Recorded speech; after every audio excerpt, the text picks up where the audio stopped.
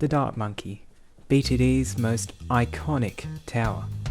The Dart Monkey has been in every Bloons TD game to date, serving as the mascot tower for the franchise. The Dart Monkey is still one of the best towers for the early game, due to its versatility and low base cost. Its Tier 1 and 2 upgrades are among some of the cheapest in the game and provide a good bang for your buck when it's needed the most. But enough introductions, let's get right into it. The Juggernaut enjoys the simple things in life, launching balls, crushing balloons, all while not wearing any clothes for some unknown reason. The Juggernaut comes in 3 different sizes: small, medium, and large. The Spikobolt is like the little brother of the Juggernauts. It's small, can't pop a lot, and doesn't fire very fast. All for a measly +1 damage to ceramics. Not very good for anything beyond yellow balloons. The regular Juggernaut builds on the Spikobolt by adding extra damage, attack speed, and lead popping power. This makes it somewhat consistent at crushing most balloon types, but it still needs assistance when taking down Moabs. The true baller upgrade of this path is the Ultra Juggernaut. Not only it has the beefiest balls, but the main ball splits into 6 regular sized balls that also bounce and re-hit the same target. Combined with its new lead damage bonus, it can now destroy unfortified DDTs with some consistency. This tower is not the best at bads though, because it requires a lot of buffing to be able to pop the outer layer. When cross-pathing, I always like to use the middle path because attack speed is a lot more impactful than range and camo detection.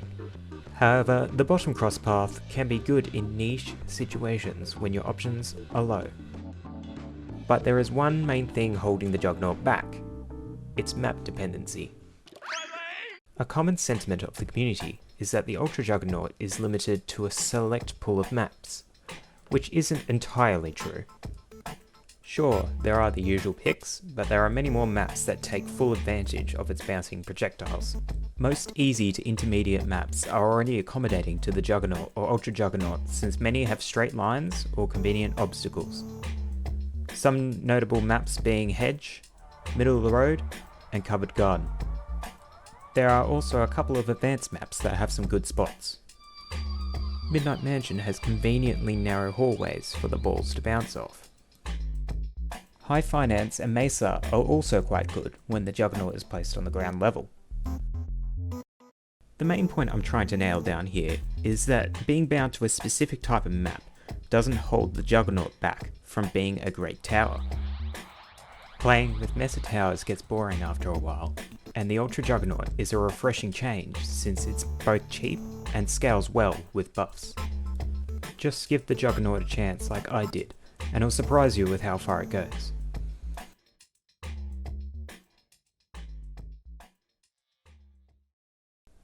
Not too bad. Not too bad at all. Now, the Plasma Monkey Fan Club. Oh boy, this one is an interesting one to look at. I have always seen the Plasma Monkey Fan Club as a geeky tower, because it takes a nerd to play a group of nerds. It is good at providing high burst damage at the cost of your entire life savings and raising your blood pressure. Triple Darts provides decent early game popping power, but it falls short to the crossbow and straight maps. Just place it as close to the track as possible to minimise the spread and it will do okay.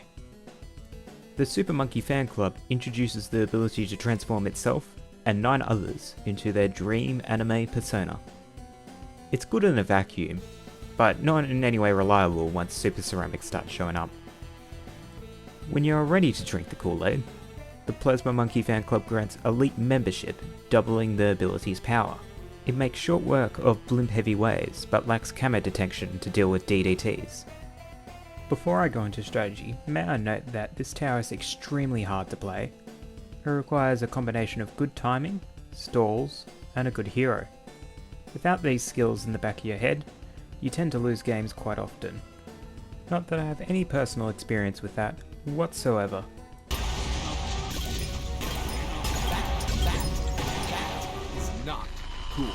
Thanks, Ben.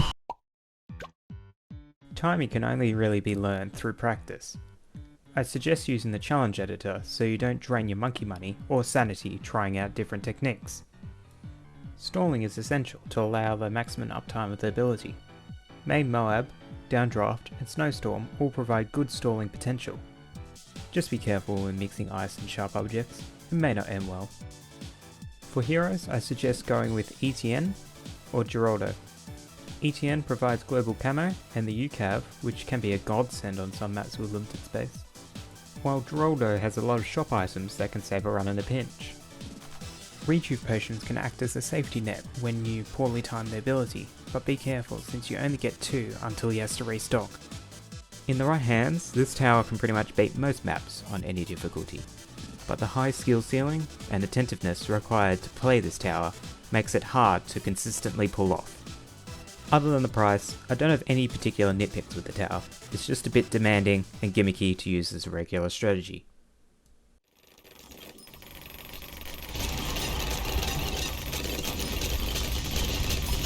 Please don't run out, please don't run out, no!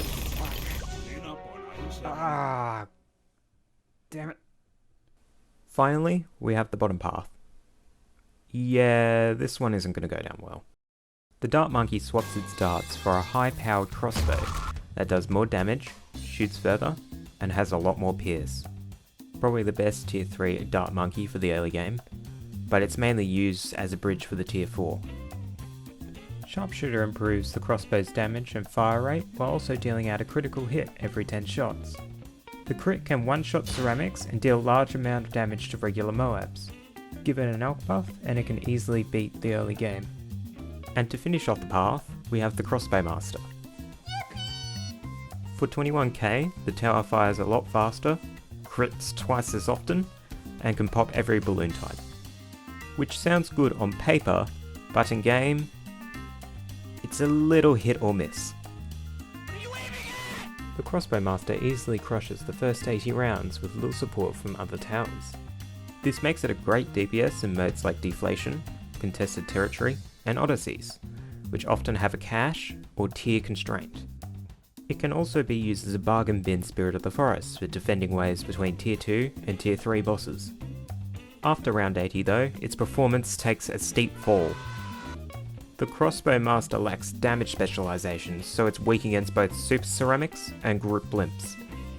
This makes it especially bad for chimps, because you are stuck with a 27k investment that doesn't really do much in the final rounds of the run. Provided you aren't playing chimps though, I suggest replacing it with a better tier 5 after round 80.